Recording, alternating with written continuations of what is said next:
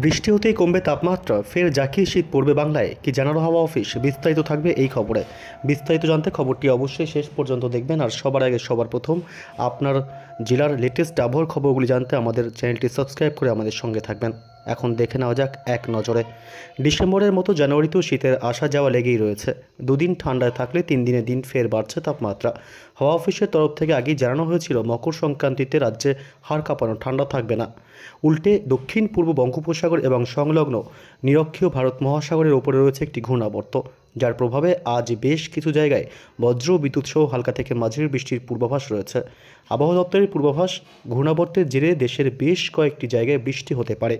আজ এবং আগামী শনিবার পুদুচেরি, তামিলনাড়ু এবং করাইকালে বিক্ষিপ্তভাবে বজ্র বিদ্যুৎ সহ হালকা থেকে মাঝারি বর্ষণের সম্ভাবনা রয়েছে, এমনটাই জানিয়েছে হাওয়া অফিস।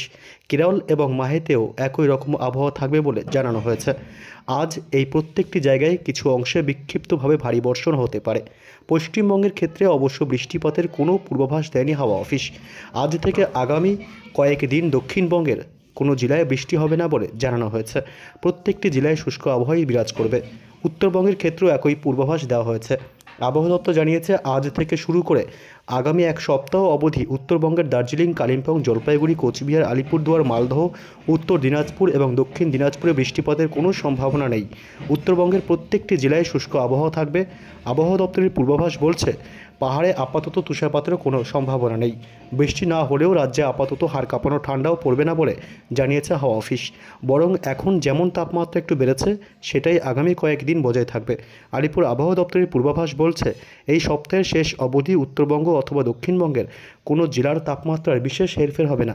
আবহাওয়া দপ্তরের পূর্বাভাস বলছে, উত্তর থেকে দক্ষিণ আগামী কয়েকদিন রাজ্য জুড়ে কোথাও তেমন শীতের দাপট অনুভূত হবে না। অবশ্য শুধু পশ্চিমবঙ্গই নয়, আগামী 5 দিন গোটা দেশেই ঠান্ডা বাড়বে না বলে সাফ জানিয়েছে আলিপুর হাওয়া অফিস। কোথাও কোথাও আবার সর্বনিম্ন তাপমাত্রা অপরিবর্তিত থাকতে পারে, কোথাও আবার তাপমাত্রা বৃদ্ধিও পেতে